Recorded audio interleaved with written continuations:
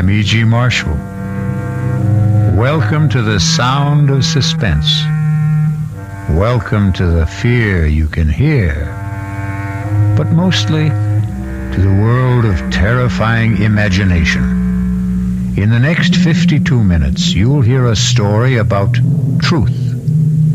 Everyone is in favor of truth, of course. It's a word which produces immediate reverence and respect.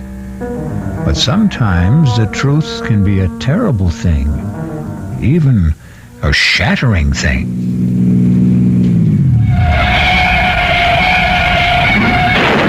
Oh, my God! Mark, you hit a woman! I told you not to drive so fast! I didn't see her. I didn't see her crossing the road. Is she alive? Oh, Mark, look at the way she's lying there! Lorna, she must be dead. Lorna, you mustn't tell anyone. Please, you mustn't tell anyone.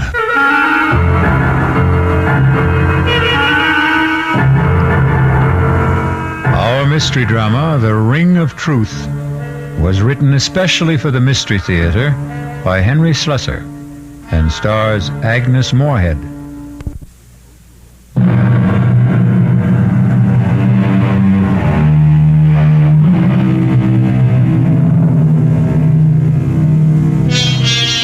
Now here's Act 1 of The Ring of Truth. The place, a charming college town in New England. The people you're about to meet, young Lorna Kitteredge and the special man in her life, Mark Kramer. His driving speed, a comfortable 30 miles an hour. I'll tell you what I resent most about your father, Lorna. It's the fact that he deliberately keeps forgetting my name. Mark, don't be so silly. Daddy has a genuine problem about names. No, I'm sorry. No. I can't buy this absent-minded professor stuff. It's too corny. Corny or not, that's exactly what my father is sometimes. Absent-minded. His mind is always up in the stratosphere somewhere, communing with Socrates or Schopenhauer on the meaning of truth. You just don't like my father very much. I hardly know your father. Look, I want to get along with him, Lorna. After all, he's going to be my father-in-law, isn't he? You're almost home. What can I do to put you in a better mood? That's easy, darling. You can promise to tell him tonight. Oh, Mark, tonight? Why not? But I told you that the Pryors are going to be at dinner tonight. Harold Pryor's Daddy's publisher. So, after they leave, you can tell him.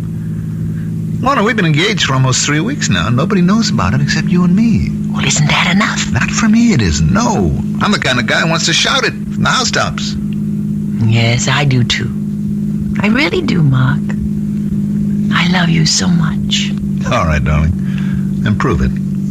Tell him tonight, Lorna. Tell him you're going to marry what's-his-name.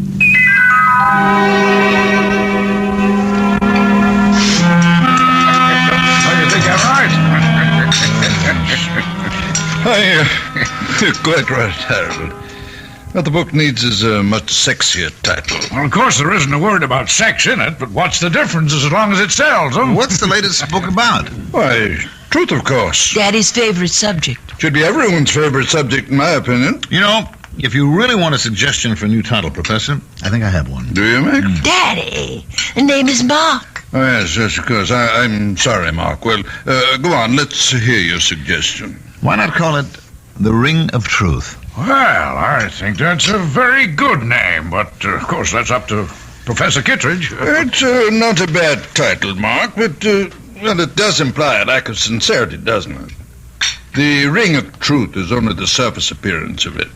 What I'm examining in my book is the necessity for stark truth, for truth unafraid. Of course, there's a fairly good argument against stark truth sometimes, isn't there? I mean, there's still a necessity for a white lie now and then. You mean in the real estate business, perhaps? No, not just in my business, in everyone's. I mean, there are times when tact, courtesy, and general goodwill call for a shading of the truth. May I make a suggestion, everyone? Why don't we have our coffee in the living room? It's a good idea, darling. You know, George, I wonder... I'll give you a hand with the dishes, honey. Besides, I'd like a little conversation with you in the kitchen.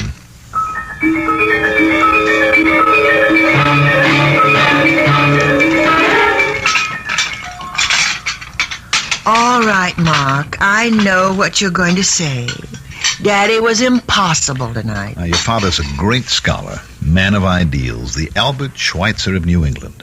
I'm only a poor schnook of a real estate man, but I'm perfectly willing to put up with him for your sake. Put up with him? Won't be easy. A crass, materialistic guy like me marrying into all that saintliness. What can I do? I'm crazy about his daughter. You idiot. Oh, Mark, my hands are wet. Will you tell him tonight? Yes, the minute everyone leaves. He's not going to be happy about it, you know that. He won't be happy about losing you. Well, he knew it had to happen someday. All right, then tell him that day has come. Tell him the truth. I always tell Daddy the truth.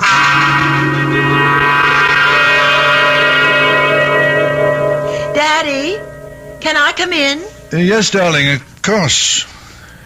I didn't want to interrupt your reading. I can't really read this book. I don't understand the language. Have you seen it, by the way? Still another edition, German, of the 7 Secrets of Shakespeare. Oh, it's lovely. What a beautiful binding. Yes, I'm pleased with it. I suppose an author never loses his affection for the first book he writes. Well, it's more than just that. This book made you famous. In very limited circles, yes. And I hope you've enjoyed the evening and that your friend did too. The only thing Mark didn't like was being called Max. Oh, I'm sorry about that, Precious. I hope he wasn't offended. But you have to admit that you do bring home a lot of young men. Daddy, that may have been true once, but Mark Kramer is the only man I've seen for the last 6 months. That long? And the reason I've seen him so much is that, well, I'm in love with him. Well, that isn't an entirely new phenomenon either, is it? Daddy, Mark asked me to marry him. I said yes. Marriage? You know that word, don't you? It's English, not German. Yes, I know the word, but, well, it's just that I never supposed you'd want to marry now. I mean, before your doctorate, before you've done all those things we plan to do together. Marriage wouldn't put an end to our plans. And as for your lecture tour, well, you don't really need me along. I don't know if I'd want to go without you. I'm getting a little old to gallivant around Europe by myself. Well, it's the first time I've heard you complain about being old. For some reason, the last 10 seconds, I began to feel old. Of course, Mark and I could go with you to Europe as a sort of honeymoon. No, Lorna, he's not going to want that, I'm sure. In fact, my guess is that your young man is going to want to see as little of me as he possibly can. No, Daddy, that isn't so. He knows that I won't just abandon you. I couldn't be that heartless. That's the last word I'd use about you, Precious. I know your heart only too well. I know what a tender, beating little thing it is. I've always been afraid of the man who would trap it someday. I just wish you knew Mark better. He's not a I'm not scholar. saying anything against Mark. I'd feel this way about any man. I'm like the tired old king of the fairy tale, darling, forced by the condition of kingdom to give the hand of his princess to a commoner. Oh, Daddy.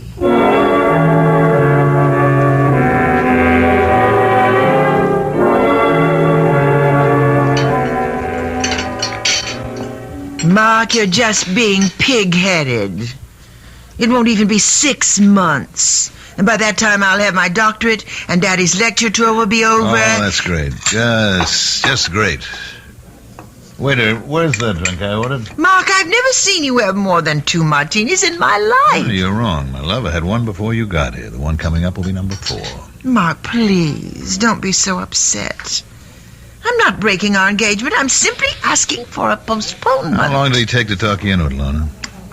Well, it was something I decided to do, Mark. All by myself. Because you realized how important it was? To get your Ph.D.? To make sure Daddy was taken care of on his lecture tour? But it is important to me. You know, you're a lucky girl to have a father like that. Now, you take my old man, good old Charlie Kramer, real estate. I don't think he ever heard of an ethic or an ideal in his life. Probably told a dozen lies a day, old Charlie. I guess that's why he turned out so badly. You're drinking too much. You always do when you're angry. Just another flaw in my character. hardly noticeable in the general ruin of my personality. Please, Mark, I don't want you to be drunk to drive me home. Oh, don't worry, I won't even have that fourth drink. See what a nice guy I am? I want to make sure you get home to Daddy safe and sound.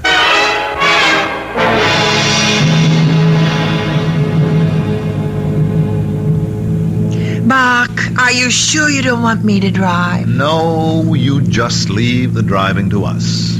It's starting to rain. I think you should turn your wipers on. That isn't rain, precious. Those are tears in front of your eyes. Please, Mark. All right, all right. You have to drive so fast. I know there isn't any traffic, but these roads are so dark. That's what the headlights are for. How far these little candles throw their beams, so shines a good deed in a naughty world. Hey, you see, your father isn't the only one who can quote you. Ah! What? Look out! That woman! Where? Oh! You hit her! Oh, Lord! I didn't see her. I didn't see her crossing the road, so help me. Is she dead? Oh, Mark, look at the way she's lying there. She's dead, Lorna. Oh. The woman's dead. Oh, no. Well, horrible. I told you not to drive so fast.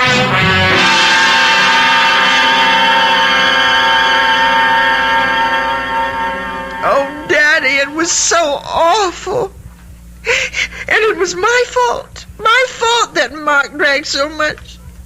He really doesn't like whiskey very much, but when I told him about what we decided about postponing the wedding... You mean what you decided, darling? It was your decision. He was driving so recklessly.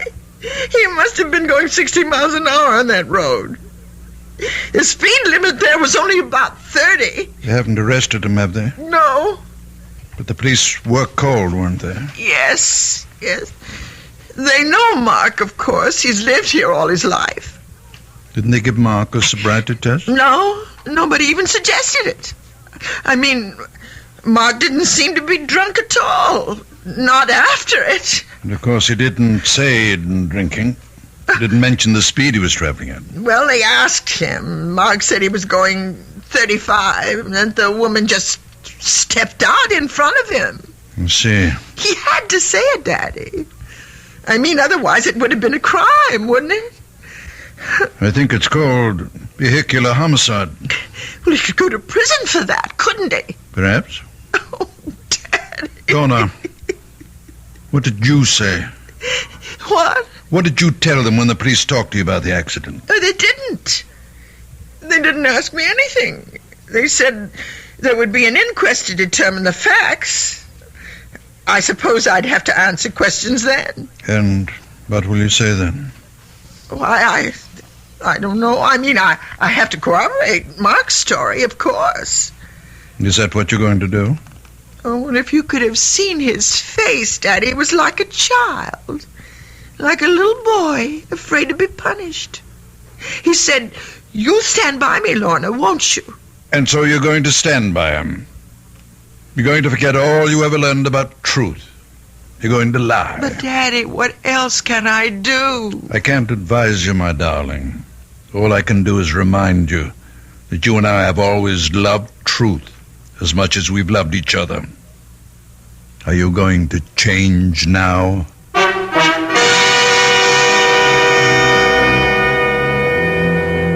And so Lorna finds herself in the corner of a triangle. The man she loves on one side, the father she loves on the other. But the invisible corner of the triangle is that mysterious thing called truth. We'll find out what Lorna Kitteredge does when I return shortly with Act 2.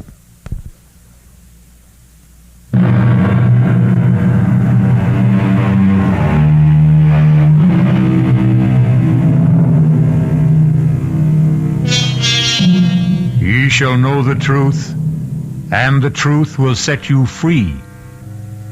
Will that familiar saying work in the case of Mark Kramer? It may all depend on the outcome of the next conversation you hear in the home of Professor John Kitteredge and his daughter. Lorna, may I come in? Yes, Daddy. All dressed already? Yes, I know I don't have to leave for the county courthouse for another hour, but I was too nervous to just lie in bed. Why don't you come downstairs and have some breakfast with me? No, I couldn't. I feel too sick. Oh, poor kitty. I haven't called you that since you were a little child. Or don't you remember me calling her that? No, not really. You see, before you were born, I wanted to name you Catherine. But your mother objected because she was certain you'd be nicknamed Kitty. Then you'd be Kitty Kitteredge. And she hated the sound of it. You've told me the story before. I know you're not in the mood for old family anecdotes. All I can think about is that inquest this morning. I'm so frightened. My skin feels like ice. Darling, you won't have to be frightened if you do what I said. It's only lying that makes us afraid. Please don't talk about it. I have to lie for Mark. I love him. I'm going to marry him. Do you think the others will lie? The bartender at that restaurant? What was the name of that again? Bruno's? Yes, he'll defend Mark. I'm sure he will. They don't like trouble. They had some license problem last year. They won't want to admit that they served Mark so many drinks that he was hardly able to walk, to say nothing of drive. Sure. So you're the only one who has to lie. Daddy, the woman is dead. Nothing will bring her back. Lies, truth, nothing. Who does it help if Mark goes to prison? Yes. You're right, precious. There's no profit in truth. None at all. Then you agree with me? No profit, Lorna. Only loss, maybe. But that's something you'll have to judge for yourself. You know my feeling about truth. You know what I've always taught you about it. Yes. Dare to be true. Nothing can need a lie. A fault which needs it most grows too thereby. You used to like that poem. Now you're quoting it with contempt. Oh, Daddy, why can't you understand? Why do you have to be so demanding? Let me forget truth just this once. Your mind is your own, Lorna. Well, I want to do what's right. Then do what you want to do. You're an adult now, independent of me. Lie if you want to. But don't look for my approval. And above all, don't ask for my blessing. Daddy!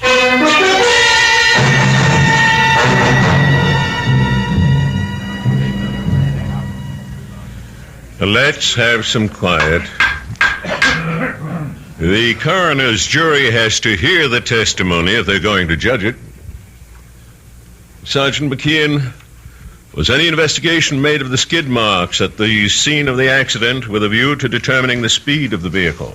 No, sir, there wasn't. The condition of the road and the rain we had that night, well, it was impossible to tell the difference between the skid marks and the tire treads. That's why no measurement was made. It's been stated that the driver of the vehicle, Mark Kramer, had left the establishment called Bruno's shortly before the accident. Since Bruno's is in the business of serving hard liquor, among other things, did the police give Mr. Kramer a sobriety test? No, sir, we didn't. You see, sir, we didn't know at the time where Mr. Kramer had been. All we knew was that Mrs. Moga was dead and Mr. Kramer didn't appear like he'd been drinking. All right, Sergeant, you can step down. Thank you. The coroner's office calls Mr. Kramer to the stand, please. Mr. Kramer, this inquest isn't a trial. Our duty here is simply to determine the cause of death. But you must give your testimony under oath. Please raise your hand on the Bible. Yes, sir. You solemnly swear to tell the truth, the whole truth, and nothing but the truth, so help you God? I do. All right, Mr. Kramer. Just tell us your story of what happened the night of the accident. Well, Miss Kitteredge and I left Bruno's about 9 that evening, about a half hour before the accident. I'd had one drink, a vodka martini. You can ask Mr. Bruno about that because he served me. Go on. When I reached Route 24, I decided to take the Ridge Road shortcut to town. I was traveling between 30 and 35 miles an hour, I'd say, and I remember slowing down when the rain started. I had my wipers going when I came over the rise of the hill, so my windshield was clear. But I still didn't see Mrs. Moger when she stepped out into the road directly in front of the car. Were your lights on full beam? Yes, sir, they were. Why do you suppose Mrs. Moger didn't see them? I don't really know. What I think is she was almost across the road when I came over the rise, and she panicked when she realized that a car was coming. She started back in the wrong direction, and that was when she stepped in front of the car. Is that your entire testimony? Yes, sir, it is. Very well, Mr. Kramer. You can return to your seat. Will Miss Lorna Kitteredge take the chair, please? Place your hand on the Bible, Miss Kitteredge. Yes. Do you solemnly swear to tell the truth, the whole truth, and nothing but the truth, so help you God? Yes, I do. Please speak up, Miss Kitteredge. I do. Miss Kitteredge, you were with Mr. Kramer on the night of the accident. Yes. You went with him to the place called Bruno's. Yes, I did. And did you have a drink that night? Yes, I had a martini. The same as Mr. Kramer? Yes. When Mr. Kramer's car approached Mrs. Moger's driveway, did you see the lady before the automobile struck her?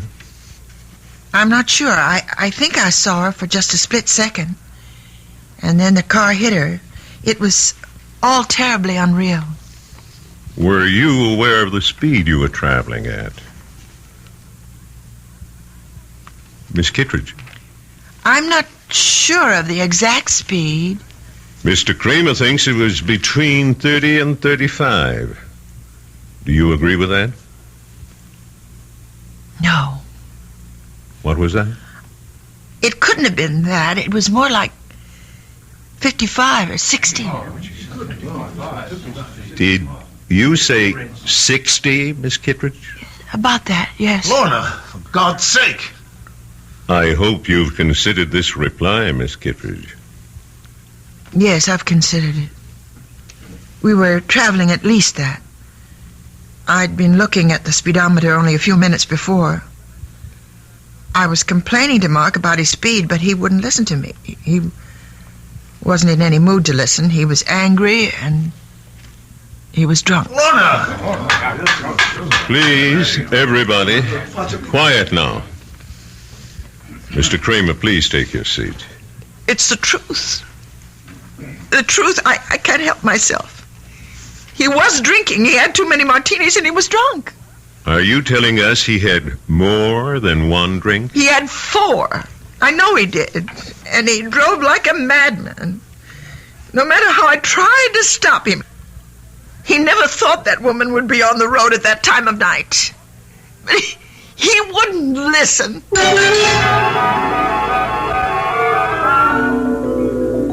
I couldn't believe it was really happening. It was like hearing someone else say the words. Please don't cry, Kitty. I tried not to look at his face. I tried so hard not to see him, but I couldn't stop myself. How can you blame yourself for telling the simple truth? How can you think it's wrong? But don't you realize what'll happen to him, Daddy? He's going to be indicted. He may go to prison. I'm sure Mr. Kramer will hire himself a very smart attorney. Who's that? I have no idea. Oh, I can't see anyone now. I just can't. Yes, of course. You go to your room and I'll answer it. Go on, darling. Go lie down. Yes. Oh, it's you. I want to see Lorna. Mark, please listen to me. I know exactly how you're feeling at the moment. Thanks for remembering my name, Professor. That must be the very first time. I'm sure you realize that what Lorna did this morning was extremely difficult and painful for her. That it was an agonizing decision. Only who made it?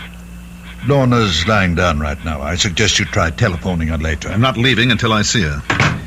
I had hoped we wouldn't get violent about all this, Mark. Frankly, I don't think you're in a good position to commit any other rash actions. Daddy, It's all right. Lorna, I thought you were in your room. I'll talk to Mark. Very well. But don't ask me to leave, because I won't. You don't have to leave, Professor. I'd like you to know this, too. Know what? What the town gossips are saying. Lorna, they're saying that we had some kind of fight. A lover's quarrel, and that you wanted to get back at me. Oh, you know that's not so. Yes, I know it. But the other explanation makes even less sense. That you just had to tell the truth. Well, it wasn't easy for me. Lies would have been easier. One small lie, Lorna. That was all you had to say. You're so afraid of hell that you wouldn't lie for me? I can't expect you to understand. But I do understand. Better than you do, maybe. It was your father's idea. Now, just a moment, Kramer. Well, you remember my last name, too. I think I made more of an impression on you than you were willing to admit. There's no need to be nasty. Lorna, you're so stuck on the truth. Tell it now. He told you what to do in that courtroom. Professor Kitteredge's little girl always listens to Daddy, and she never lies. Please, Mark. He insisted that you tell the truth, didn't he? He gave you a lot of high-flown ethical reasons for telling the truth. Nothing but the truth. Every reason but the real one. You're wrong. I made up my own mind. Your father knew what would happen. It would split us apart, and that's what he really wanted, Lorna. That's the truth that he didn't mention. I think that's quite enough. If you don't leave right now, I'm calling the police. Don't bother, Professor. You've done a very good job. On Lorna and on me.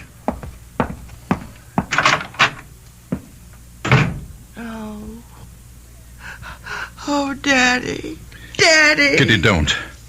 It's going to be all right. How can it be? He hates me now. Mark hates me. Things will change. You wait and see.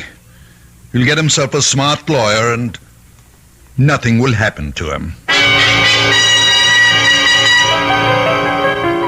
Mark Kramer, having been found guilty of the crime of manslaughter, it is my duty to sentence you to imprisonment for a period of not less than 1 year and not more than 5.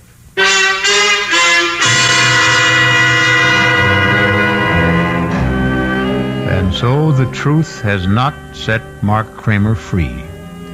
It sent him to prison, where he'll have plenty of time to ponder the complexities of ethics, justice, and human nature.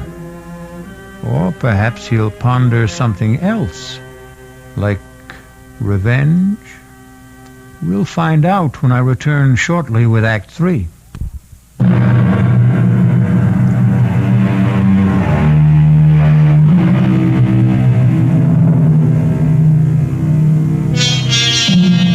It's now 1 year later. Sad to say, Mark Kramer is still wearing prison gray. As for Professor Kitteredge, he's had problems too. A bad case of the gout caused cancellation of his European lecture tour. Even more disappointing, his daughter Lorna lost interest in working on her thesis and abandoned the idea of obtaining her doctorate. In fact, Lorna Kitteredge seems to have lost interest in life itself. Lorna, you awake? Yes, Daddy. I'm up.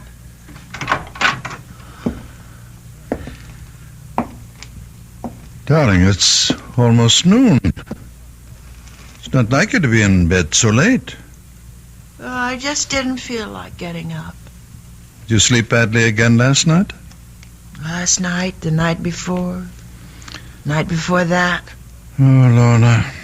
If you don't see Dr. Isaacs voluntarily, I may have to drag you to his office. You know there's nothing wrong with me. What's all this paper for? All those little crumpled balls. Can't you guess? Oh, Lorna, no. You haven't been writing Mark again? I keep thinking that I might hit on exactly the right words. The magic formula that would make him answer one letter. It would be so much better if you forgot him, Lorna. Do you know that I even thought of sending him a disguise letter? Making it look like some important document that he would have to read? Isn't that ridiculous? What's ridiculous is the way you've tortured yourself over that man for so many months. Who's tortured who, Daddy? Which one of us is really guilty? Oh, Kitty. Stop calling me that name. My name is Lorna. Can't you remember my name? Darling, you're just not yourself. Is that why you can't remember me? Because I'm somebody else? Well, you may be right, Daddy. Every morning I look in the mirror and I can't recognize the woman I see. Lorna, you're just not giving yourself a chance to forget. You'd start getting out into the world, start meeting new people. You become a hermit. I thought you liked having me here, Daddy. I thought you couldn't live without my company. I honestly believe you need medical attention. If not from Dr. Isaacs, then from somebody else. You mean a psychiatrist, I suppose? No, darling, no. Just someone who can help you get over this distorted guilt that you feel. The only one who can do that is Mark. And he won't see me or write me or anything. Lorna. Oh, please go away. Please. I'm going to try to sleep. It's the only time I'm happy. When I'm asleep. All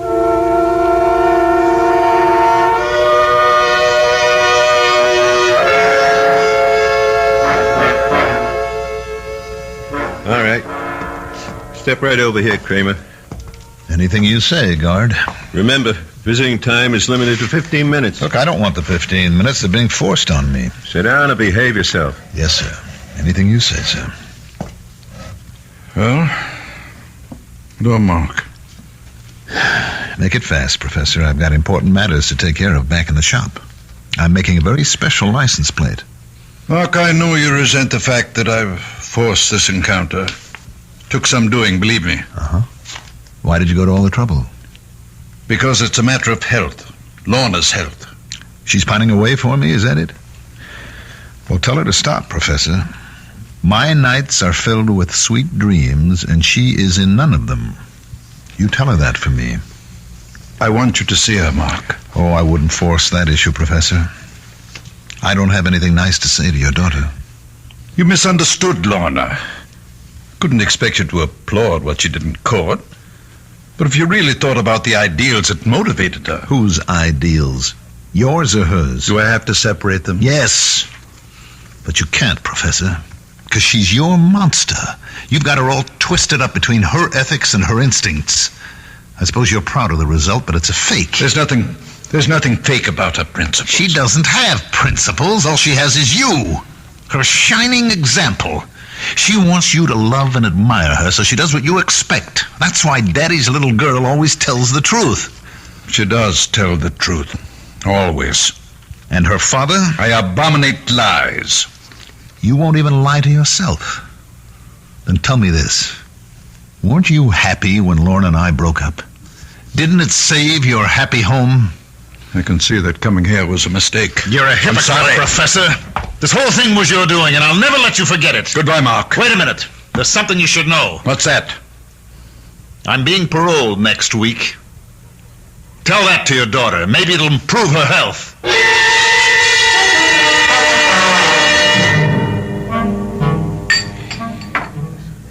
Of course I'm pleased, Harold.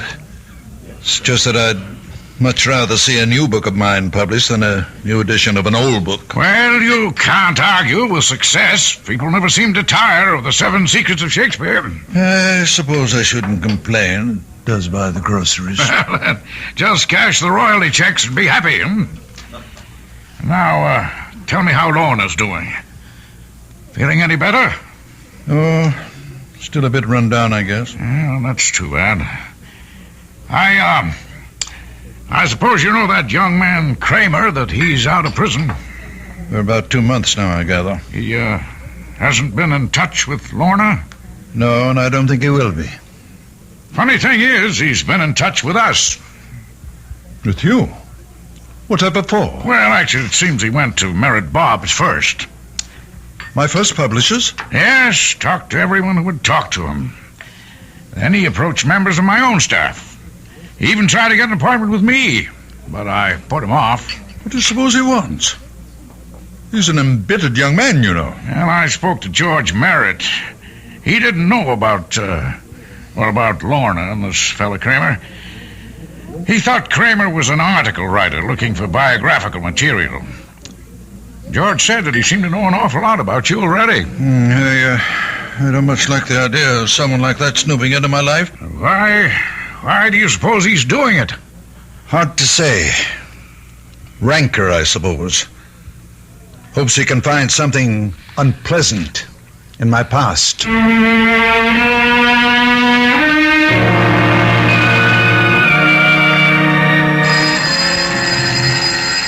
I'll get it, Lorna.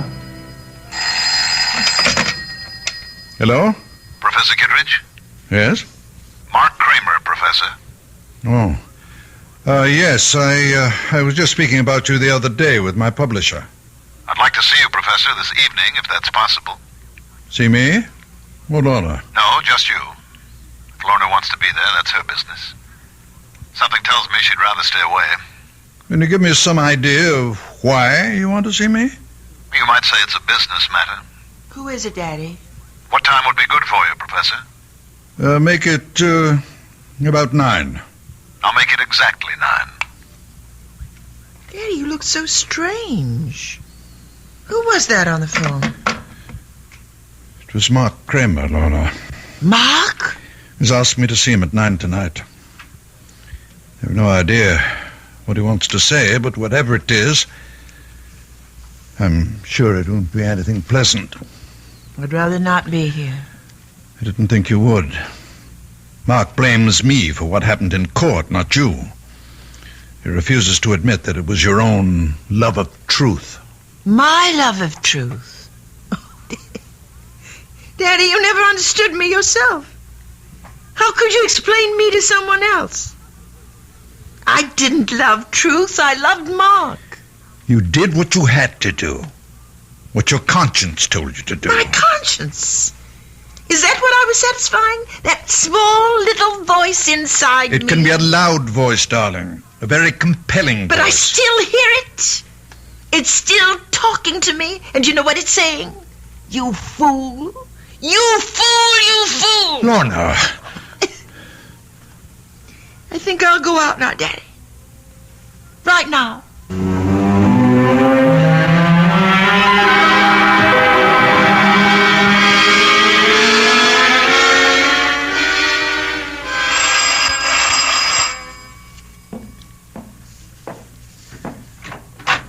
Good evening, Professor. Hello, Mark. Come in. Thank you. Nice of you to see me. I wasn't sure of my reception after the last time. I see you're using a cane these days, Professor. Yes, a touch of gout. Mark, I hope you weren't expecting to see Lorna. She's not here. No, I didn't expect to see her. Would you care to come to the point of this visit? Yes, Professor. I'll come to the point. I've come to see you about truth. Oh, must we, Mark? Really? I mean, these philosophical discussions are meat and drink to old campus fogies like me, but I'm rather tired of the subject right now, very tired of it. Frankly, I'm a little exhausted by it myself. I've just spent 2 months in search of it, and I didn't even know what I was looking for. You've been digging up things about me, haven't you? I hope you enjoyed yourself. No, I didn't. You see, I made the mistake of talking to your enemies. The publishers you dropped, the friends you no longer see, the scholars you had disputes with. What did you get out of that? Nothing. Your enemies didn't have the truth about you, Professor. Only your friends did. Like Avery Hayes. Avery Hayes? Oh, I'm glad to see you remember the name. Strange how few people do. Even though you dedicated your 4th, or was it your 5th book to him? George Merritt knew him, of course. Mr. Merritt called you Avery's benefactor. Said that Hayes was an alcoholic that you took care of for many years. He was my friend. Yes, he was a good friend, and you were good to him. That was one chapter of your past that you had every reason to be proud of, wasn't it? Avery's been dead for 10 years. What did you want from him? Nothing, Professor. I just thought a man like that deserved a little recognition, if only for his past association with you. So I talked to people who knew him, his old pals, his family. He still has a brother alive, you know, a crotchety old fellow in the terminal ward at the county hospital. His name's Ezra. Perfect name for the old boy. And you know what? He still has the junk Hayes left when he died. That pitiful collection of books and papers. You don't expect me to believe that? About Avery's papers? Avery never kept anything, not a thing. He was a foolish drunken old... He was also brilliant, wasn't he? Went to the university on a scholarship. You only beat him out for top honors because of his drinking. You're talking about 40 years He ago. was drunk and he was dishonest, too, wasn't he, Professor? That was how he sustained that wild life of his, by selling his scholastic services to anybody who could pay for them. It's not different today. Yes, that's what Avery said in his letter. The one he wrote to a woman named Jean. I didn't know who Jean was or why Avery never mailed the letter, but there it was. Avery said he was cleaning up $200 a month and would surely be able to pay back all he owed before the end of the semester. And then he mentioned the thesis, the big job he was doing, that he expected $300 for that job alone. You know which thesis I mean, Professor? Please go. Get out of here. I've had enough of this lying filth. The 7 Secrets of Shakespeare. Sounds like a mystery story, doesn't it? But it was quite a piece of work. And it became more than just a college thesis. It became a world-famous book. It made your reputation, Professor. You're a liar. A liar. You know nothing about it. You paid Avery for his work and put your name on it. You might have done as well yourself, but you were young and lazy and you had the money to pay for it. Then you discovered how good it really was, and it was too late for both of you to change the course of history. Get out of this house now. Get out! I'm going, Professor. I just wanted you to hear this little story about truth. And also to tell you that I have Avery Hayes' letter. What did you say? I have his letter, Professor. It tells the whole story. Good night. Mark! You told me to go, and I'm going. You filthy animal! Kitteredge! Kill you, monster! I'll kill you! Kill you, you animal! Daddy! Kill you! Daddy! Like a wild beast! Oh, my God! What have you done? Lorna! Daddy! Lorna! Oh, thank heaven you're here. Oh, Thank heaven. look at his head. Oh, dear Lord. You saw what happened. Oh. What the crazy fool did, he attacked me. You killed him with your cane. He attacked me, Lorna. You know how much he hated me? I had to defend myself. No, I saw what happened. I saw you strike him from behind. No, Kitty, no. He tried to kill me. That's why I hit him. Daddy, I saw everything. You killed Mark. You did it deliberately, and that's the truth. You always taught me to tell the truth. It's the only important thing. The truth.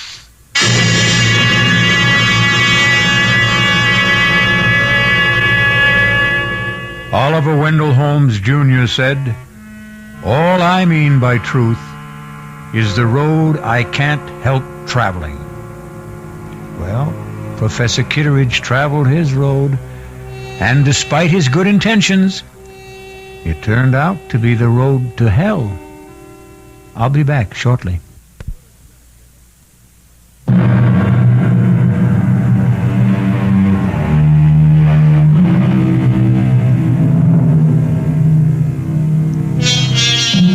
If there is a moral to the story you've just heard, it's not that truth is so bad. But Samuel Butler said, truth should not be absolutely lost sight of, but it should not be talked about. And we promise that's our last word on the subject. Our cast included Agnes Moorehead, Mandel Kramer, Santos Ortega, Ian Martin, and Dan Ocko. The entire production was under the direction of Hyman Brown. This is E.G. Marshall inviting you to return to our Mystery Theater for another adventure in the macabre. Until next time, pleasant dreams.